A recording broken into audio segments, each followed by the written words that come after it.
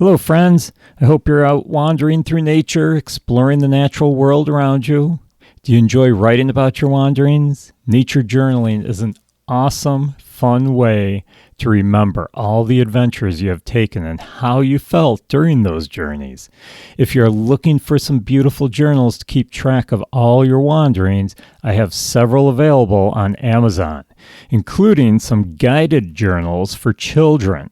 Start your journey in journaling by clicking on the link in the show notes. Keep exploring the nature around you and keep journaling all your wanderings.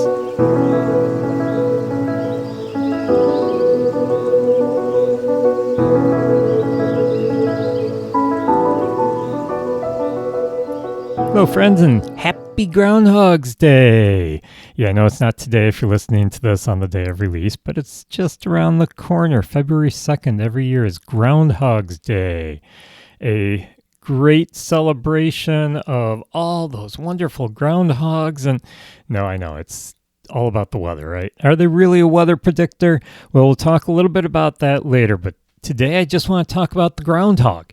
The groundhog, also known as a woodchuck. Some people know it as a woodchuck, or I've heard the term, not very often, but once in a while I hear someone call it a whistle pig. The whistle pig is because of the warning sound that they make. So when there's danger around, they do this like whistling noise, and that's where the nickname whistle pig comes from. I've also heard people call it a land beaver, and during my research, I've never heard anyone call them this, but I understand that some people know them as a thickwood beaver. Not sure where they got that name from. A land beaver, I can understand. They kind of look like a beaver, same size, same color. They don't have a flat tail. So the groundhog, also the Latin name Marmota monax, they're in the rodent family. Sierridae is the rodent family. If you're not familiar with the critter I'm talking about right now, groundhogs, they're, like I said, they're in the rodent family. They are rodent. They're not like a rat or a mouse, though. They're much bigger. So they're one of our medium-sized rodents, bordering on the larger side. They typically measure anywhere from 16 to 26 inches long, and that's including their bushy tail. It's a round tail, but it is rather bushy. They usually weigh anywhere between 4 and 14 pounds, depending on the age, the sex, the size of them, of course. So anywhere between 14 and 4 pounds. And that also depends a lot on the season.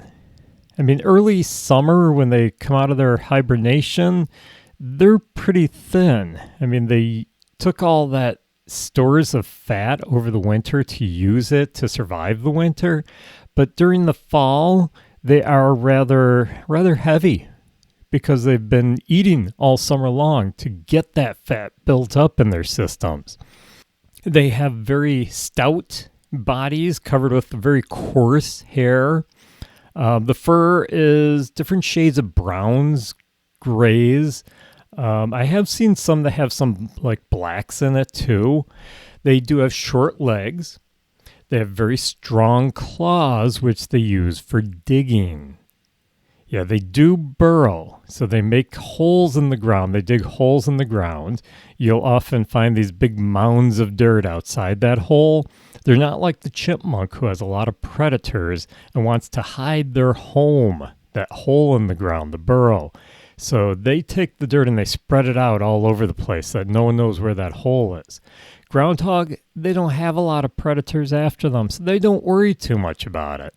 They will just mound that dirt right outside the hole. So you usually know where there's a groundhog hole. Not always, but usually. And where will you find these holes? Well, you usually find the groundhogs in fields, meadows, areas near forests. They usually don't go in the forest a lot, but mostly open areas. They're known for digging these burrows, very extensive burrow systems, as a matter of fact. They provide them with shelter and also a place to hibernate in the wintertime.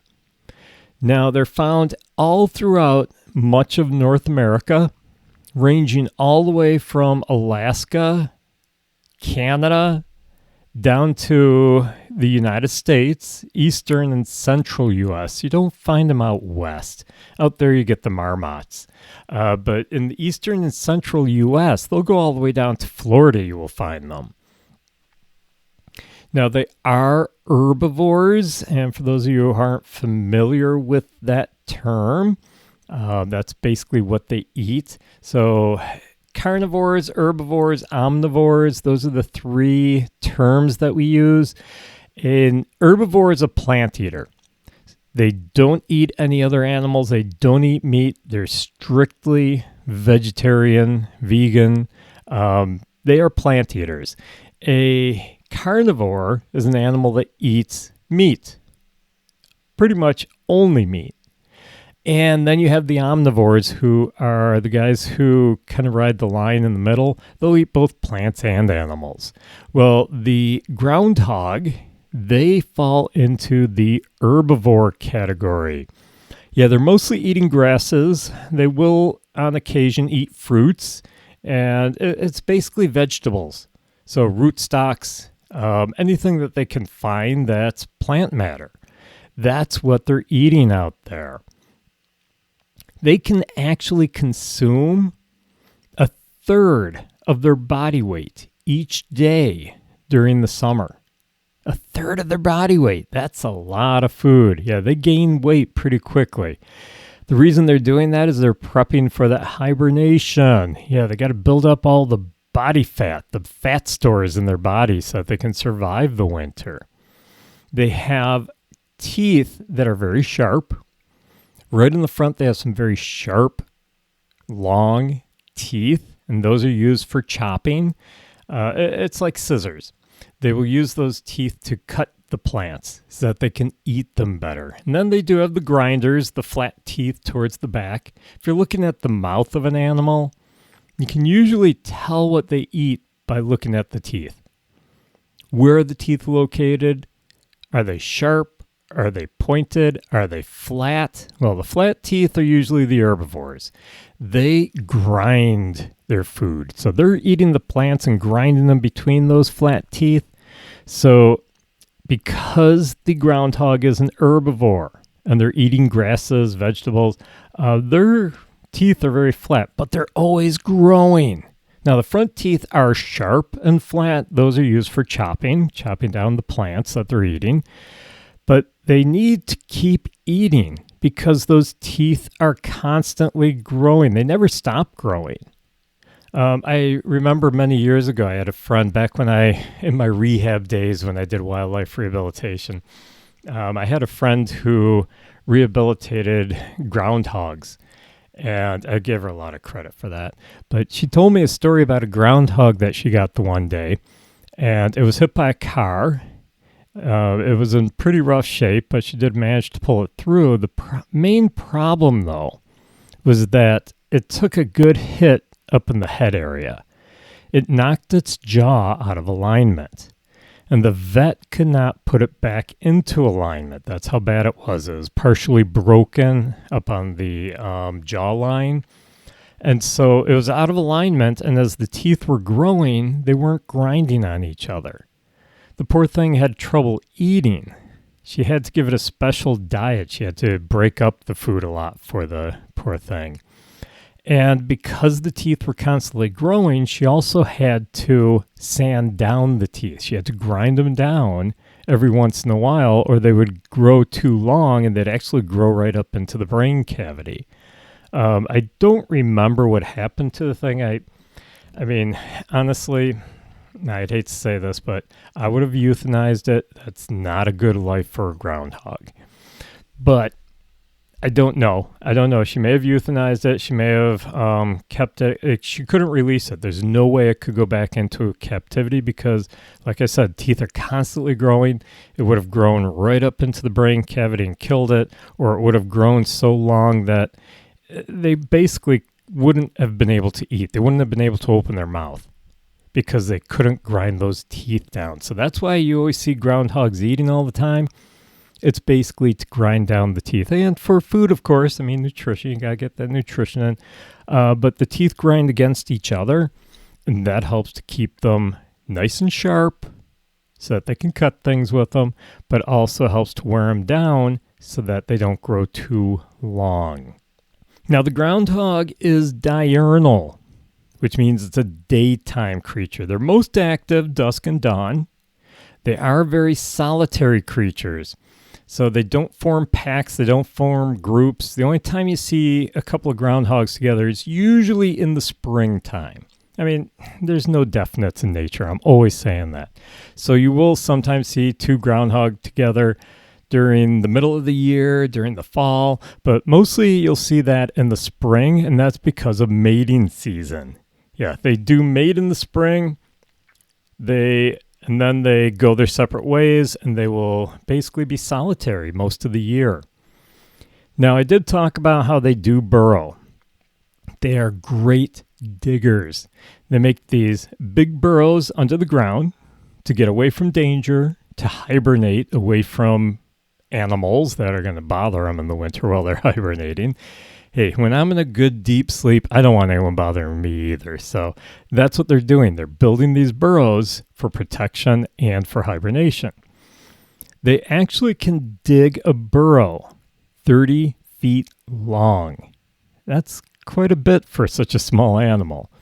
They will have a main chamber inside the burrow where they do their sleeping, their resting, but they may also build rearing chambers and food storage chamber. The rearing chamber is basically for giving birth and raising the young, keeping them out of the danger. You need a little extra room when you got all these little babies running around, but they also will put food storage in there. Now, I did say they hibernate, so they don't eat that food during the winter time. They use the food storage for rough periods of time during the summer. So they'll grab some food, they will put it into that food storage area, and they will use it when they can't find food, when they can't get out because maybe the weather's bad. But yeah, not all groundhogs build this food storage. I mean, the main thing is that main chamber. That's what they want, is that big main chamber. But like I said, sometimes they have found that these groundhog holes will have a rearing chamber and sometimes food storage also. Now, they can move up to 700 pounds of dirt while they're constructing a burrow. 700 pounds, that's a lot of dirt. Well, remember, these burrows are about 30 feet long. I mean, not always that long, but they can get up to be 30 feet long, and they do have a large main chamber and sometimes some other chambers. So they are moving a lot of dirt. And they have calculated that they can move up to 700 pounds while they're constructing a burrow. Now, I did say they had a rearing chamber. They can have between 2 to 6 pups. Yeah, that's what you call the babies of groundhogs. Pups, just like with dogs. They do mate and reproduce in the springtime. They will have a 30 to 30 day gestation period. So from the time that they copulate to the time they give birth, about a month, maybe a little over a month. Then they have the 2 to 6 pups. They're weaned at 6 weeks. So when the pups are about 6 weeks old, that's when they start to be more independent. They're completely independent shortly after the weaning. And they go off on their own. I mean, they don't have to learn how to hunt. Their food's all around them. So it doesn't take a lot to teach the babies how to fend for themselves. So it doesn't take long. You have about a month-long gestation period.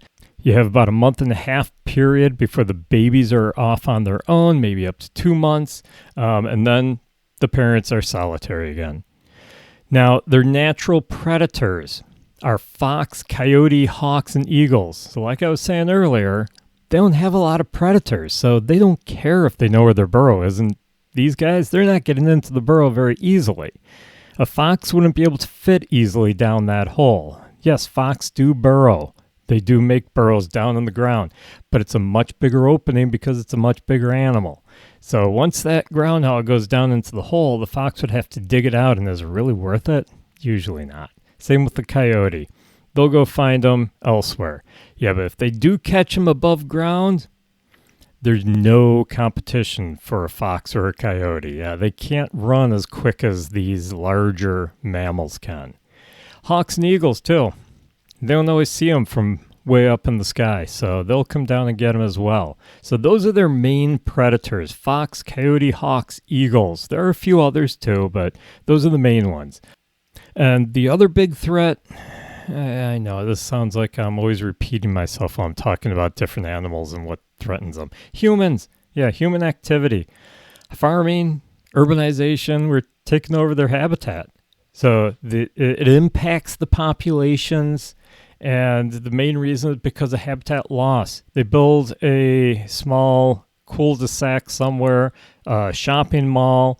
You're displacing the habitat for these animals. And the farmers, they don't like the groundhogs.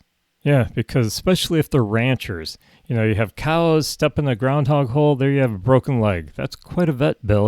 They usually just put them down because that's what they're going to do anyhow. So they don't like the groundhogs, so they're usually trying to basically get rid of them, exterminate them. And so that's another big threat to the groundhogs. And if they're raising crops on a big field, the groundhogs don't have as much to eat because, well, they're basically raising monocrops, corn, stuff like that. Now, something that a lot of people don't realize is that groundhogs are great swimmers and climbers too. Yeah, that helps them to escape predators.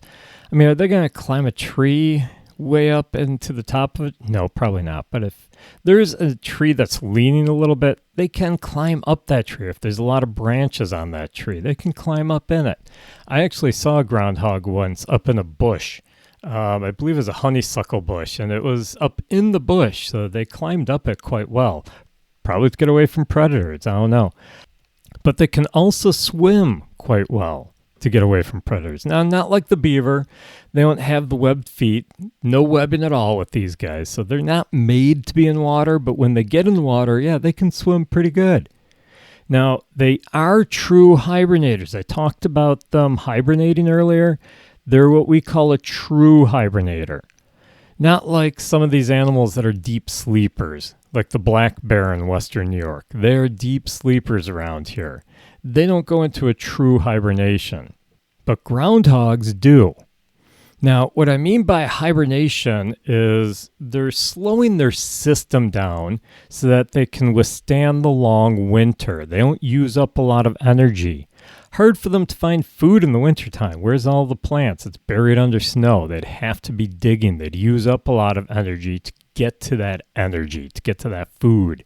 So instead, they sleep away the winter, unless they live down a warmer climate where they have food year-round. But around here in western New York, in the northern part of their territory, they will hibernate. They slow down their system, their heart rate, their body temperature. So during the winter, they will lower their heart rate from about 80 beats per minute to as low as 5 beats per minute. Wow, that's quite a difference there. 5 beats per minute. Now, their body temperature also drops significantly. This allows them to conserve that energy. And their respiration as well. They'll do like 1 breath per minute. Now, every once in a while, they will cough just to get some of the fluids out of the lungs. But not much breathing going on during the winter. That's what hibernation's all about. So they do go down into their burrow.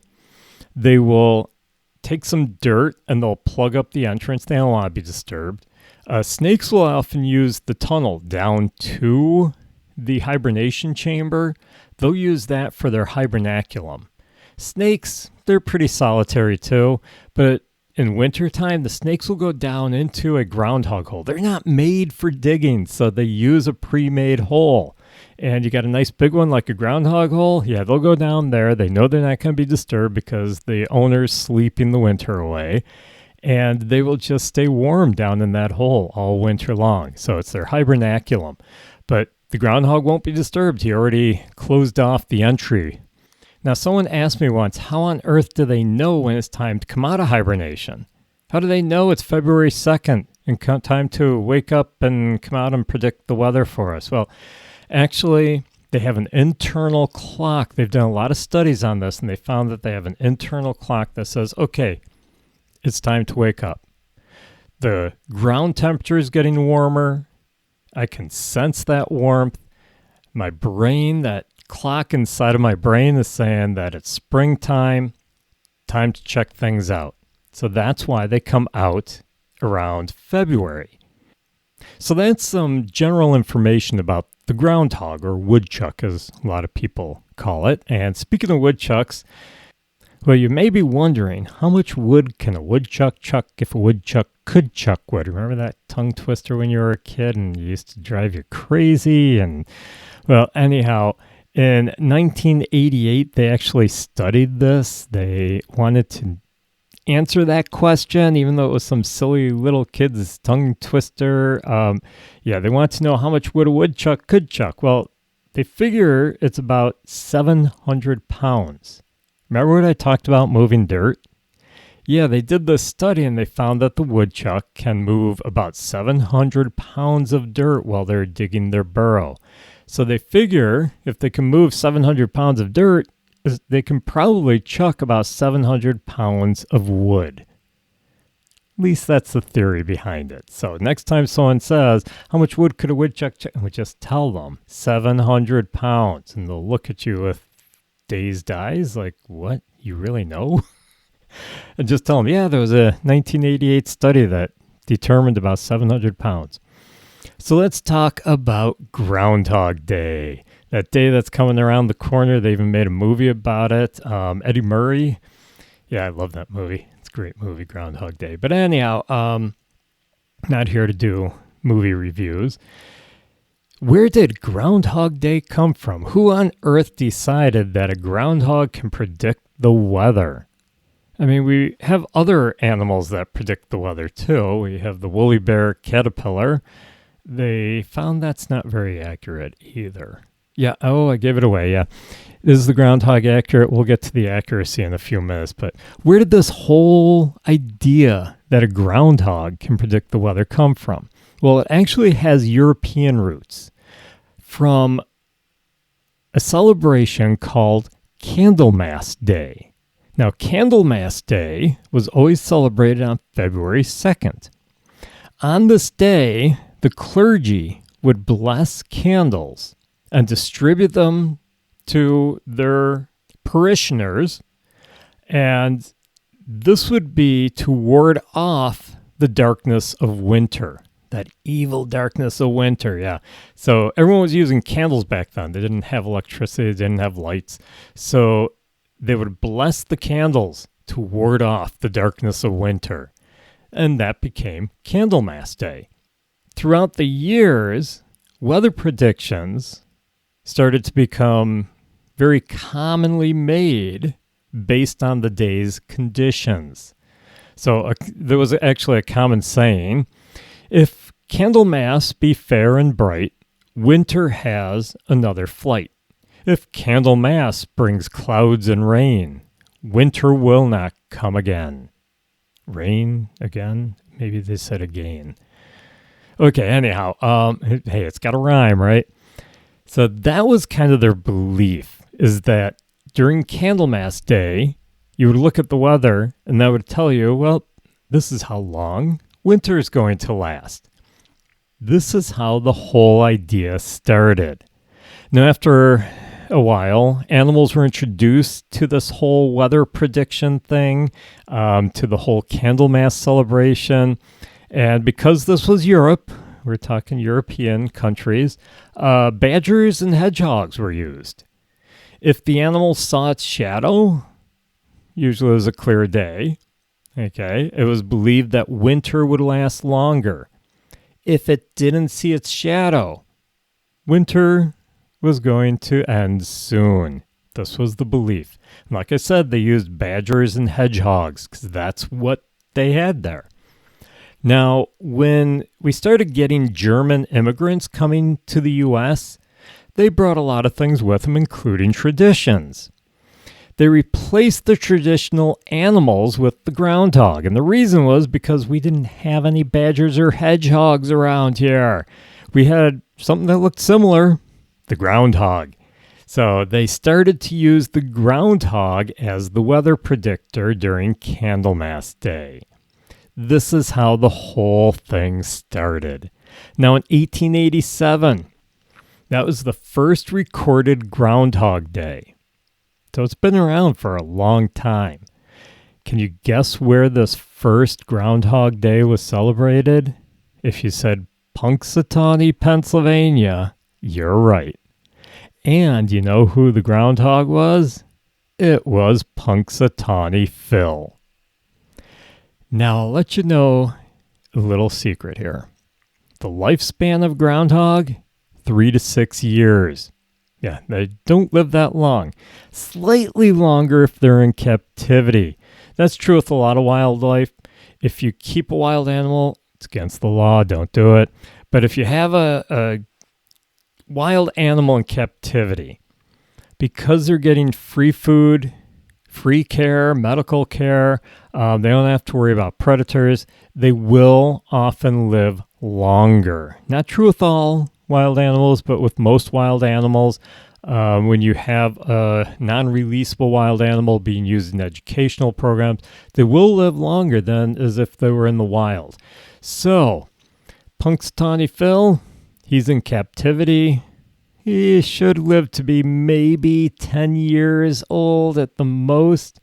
Let's see if I can get the math right. 1887 to 2024. Well, I'm not going to figure it out, but you can do it on your own. Well, how does Punxsutawney Phil do it? Well, if you look at their website, you will know. Yeah, Punxsutawney Phil drinks a magical elixir. It elongates his life. So there's a magic elixir that has allowed Punxsutawney Phil to live to be over 100 years old. That's a long time. I don't know how true that is, but they swear it's the same Punxsutawney Phil. If you want my opinion and the opinion of all the experts, they're on more than their first groundhog. Yeah, they've been through a lot of groundhogs. The groundhog doesn't live forever. It will pass away, hopefully of old age, natural causes, and they go out and get a new groundhog. Now, I will let you know, even though he is the most famous groundhog, weather predicting groundhog, I should say, and he's probably the most famous groundhog, period, he's not the only groundhog. Yeah, Punxsutawney Phil is not the only weather predicting groundhog out there. Even though he's been in the movies, he's been he's got his own website, he's pretty famous. There are a lot of groundhogs around the country. There's Staten Island Chuck in New York. There's Buckeye Chuck in Ohio.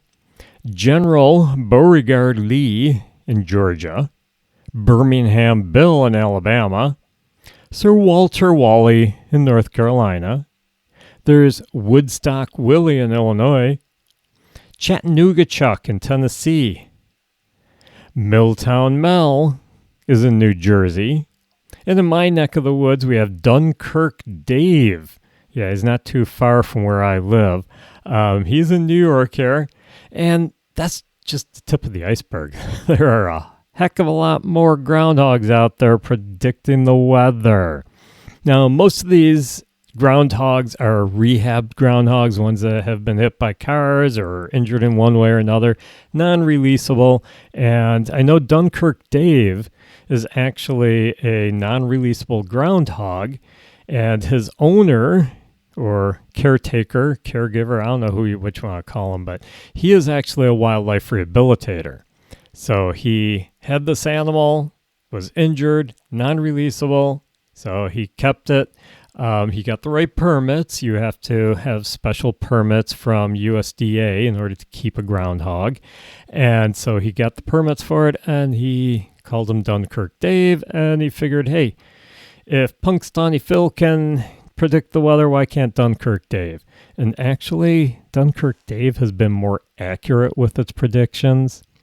And how accurate are they? I mean, should we believe these groundhogs? They've been around for a long time predicting the weather. Over 100 years, groundhogs have been predicting the weather. Before that, it was their relatives over in England predicting the weather. So why shouldn't we believe them? Well, because they're not accurate.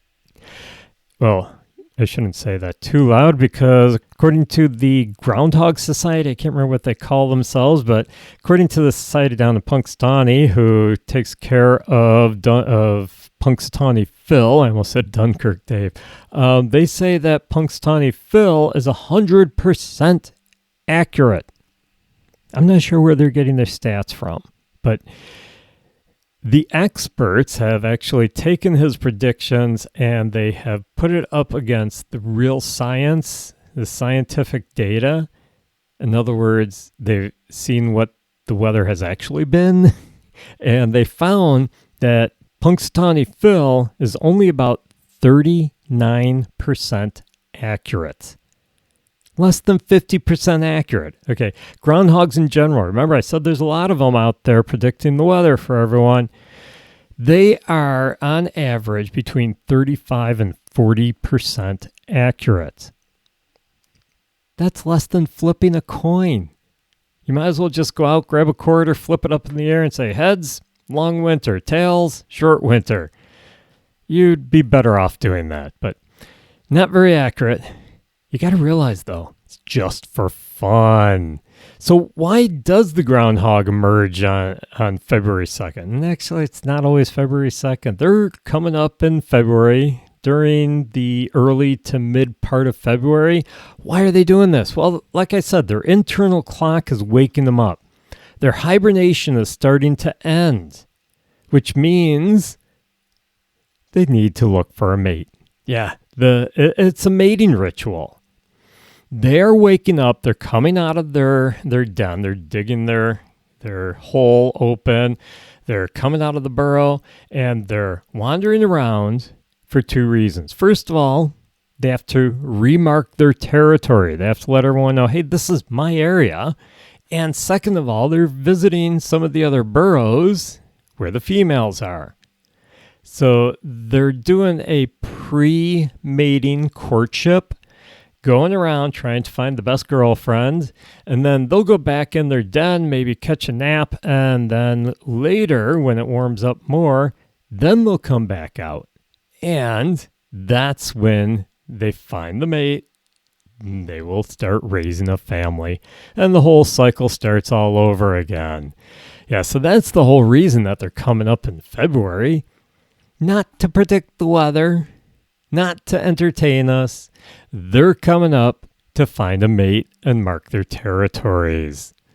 So I hope you enjoyed learning about the groundhogs. I hope you enjoy Groundhog Day. I still would love to go down to Punxsutawney, Pennsylvania sometime and actually see the festivities. It looks like a lot of fun, and that's all it should be, is fun. Don't plan your vacations and calendars over their predictions because they're not always right. Only up to 40%, guys. So, hope you enjoyed it. If you did, rate and review. Don't forget to bring your friends along next time. Start sharing the podcast with others. And if you'd like to support the podcast, don't forget, you can just visit the show notes. I have a link in there to my Ko-Fi page. You can also support the podcast by purchasing awesome items in my online merch store. And if you like to journal your wanderings through nature, be certain to purchase a Nature Wanderer Nature Journal. All the links are in the show notes. Well, I hope you enjoy the rest of your week. Stop back next week for another episode of the Nature Wanderer podcast. Have a great one and keep exploring the nature around you.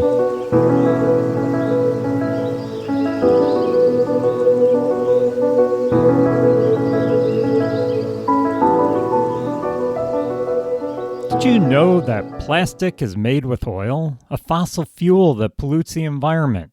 And did you know that only about 15% of all plastic is recycled into new products? Wouldn't it be awesome if we could live our lives without plastic so that we could stop harming the planet? Well, there's a company that wants to help you do just that. Life Without Plastic sells products that will reduce or eliminate your dependence on plastic. They have a large selection from toothbrushes to food storage containers to drinking straws, all plastic free. And it's reasonably priced. So what are you waiting for? Check out all these great plastic-free products and help save the planet. Just click on the link in the show notes to find out more and to start your journey to being plastic-free.